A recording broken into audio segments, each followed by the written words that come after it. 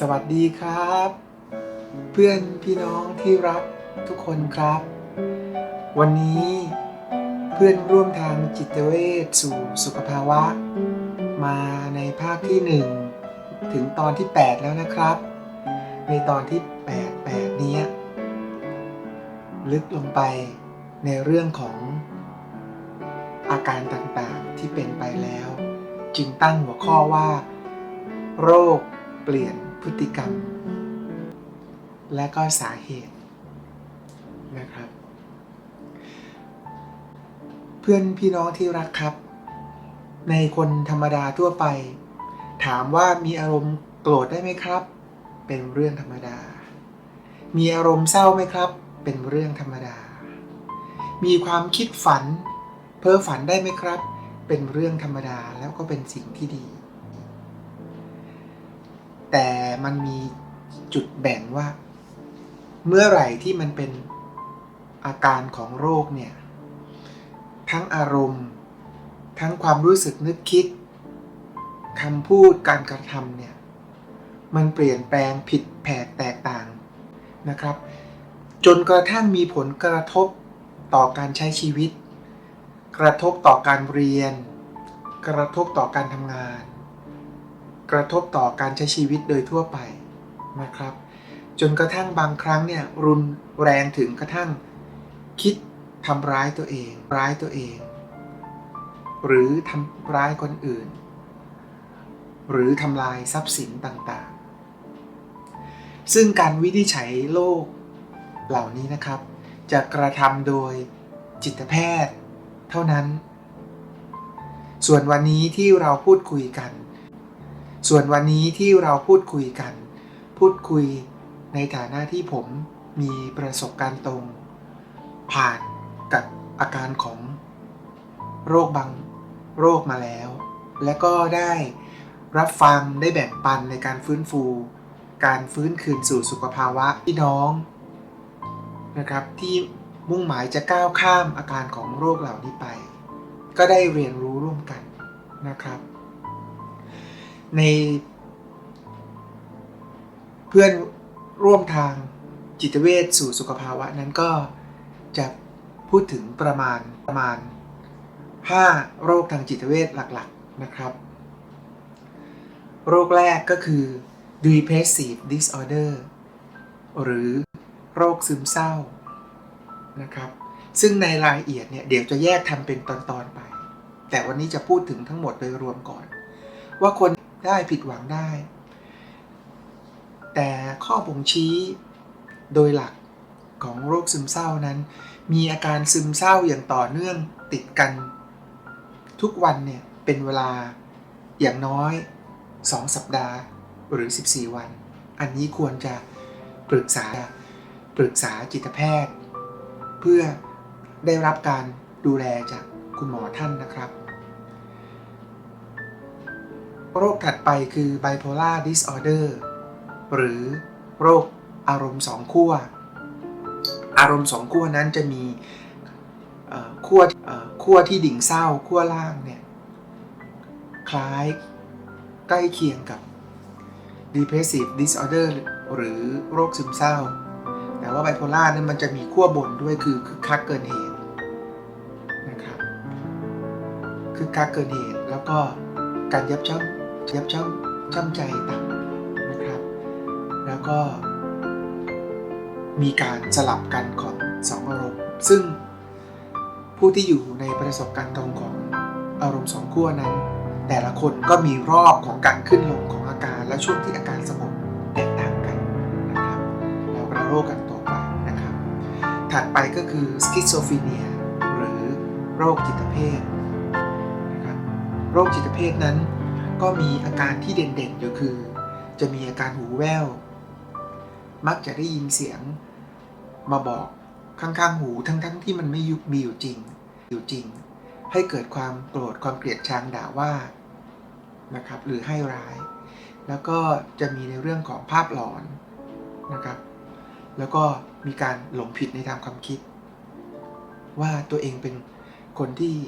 พิเศษแตกต่างเหนือกว่าคนทั่วไปในรายละเอียดนะครับ ถัดไปก็คือ panic disorder หรือโรคตื่นตระหนกนะครับโรคแพนิคนะครับคนทั่วไปเวลามีเรื่องตื่นเต้นก็ตื่นเต้นตระหนกตกใจได้แต่สำหรับโรคแพนิคนั้นหลายๆครั้งไม่มีตัวกระตุ้นอะไรเลยเขาจะตื่นเต้นตึกตักขึ้นมานะครับเกิดความไม่สงบในจิตใจอย่างมากเลยซึ่งไม่สามารถควบคุมได้นะครับแล้วก็โรคที่5คือ obsessive compulsive disorder หรือ OCD นะครับคือโรคย้ำคิดย้ำทำแล้วทำหรือยังไปทำอีกทำหรือยังไปทำซ้ำอีกนะเมื่อกี้ล้างมือยังไปล้างอีกมือไม่สะอาดไปล้างอีกยังไม่ได้ล้างมือไปล้างอีกล้างไปล้างมาวันหนึ่งล้าง 20-30 รอบจนมือเปื่อยอย่างนี้มันก็มีข้อสงสัยกันมานานนะครับซึ่งทางจิตแพทย์ท่านก็ได้กรุณาไปค้นคว้าวิจัยต่อเนื่องกันมายาวนานแล้วก็ได้พบว่าโรคทางจิตเวชนั้นมันเกิดจากสาเหตุหลายปัจจัยเลยครับเริ่มต้นหนึ่งในนั้นก็คือทางกายภาพได้แก่กรรมพันธุ์ครับคือหมายความว่าถ้ามีบรรพบุรุษไม่ว่าจะข้างคุณพ่อหรือคุณแม่หรือตัวคุณพ่อคุณแม่เองเคยมีอาการทางด้านจิตเวชหรือเป็นโรคทางด้านจิตเวชไม่ว่าจะได้รับการวินิจฉัยหรือไม่ได้รับการวินิจฉัยเพราะไม่มีความรู้หรือไม่ได้รับการตรวจรักษาก็แล้วแต่ถ้าคนในครอบครัวมีอาการมันก็มีโอกาสที่จะสุ่มเสี่ยงนะครับให้สืบทอดในเรื่องของโรคทางจิตเวชได้นะครับถัดจากนั้นก็เป็นปัจจัยทางเรื่องของระบบประสาทนะครับแล้วก็การทำงานของสมองอันนี้แน่นอนนะครับที่มันผิดเพี้ยนไปรวมทั้งระบบอื่นของร่างกายด้วยไม่ว่าจะเป็นเรื่องของไทรอยด์หรือระบบการทำงานของประสาทต่างๆนะครับแล้วก็ยังมีอีกส่วนหนึ่งทางด้านกายภาพคือยาเสพติดทุกประเภทนะครับรวมทั้งเหล้าเบียร์บุหรี่ด้วยนะครับที่เป็นทั้งสาเหตุให้เกิดโรคและมันก็ยังสามารถเป็นตัวกระตุ้นให้ผู้ที่หายป่วยแล้วถ้ากลับไปเสพไปดื่มก็สามารถกระตุ้นกลับให้มามีอาการกำเริบได้นะครับปัจจัยทางกายภาพแล้วปัจจัยถัดไปก็คือทางด้านจิตใจครับการเลี้ยงดูในวัยเด็กนั้นสำคัญมากจนเขาวินิจฉัยมาว่าในผู้ป่วยจิตเวชเนี่ยส่วนหนึ่งถูกทอดทิ้งแล้วก็ในวัยเด็กนะครับแล้วก็อีกส่วนหนึ่งถูกรังแกนะครับหรือว่า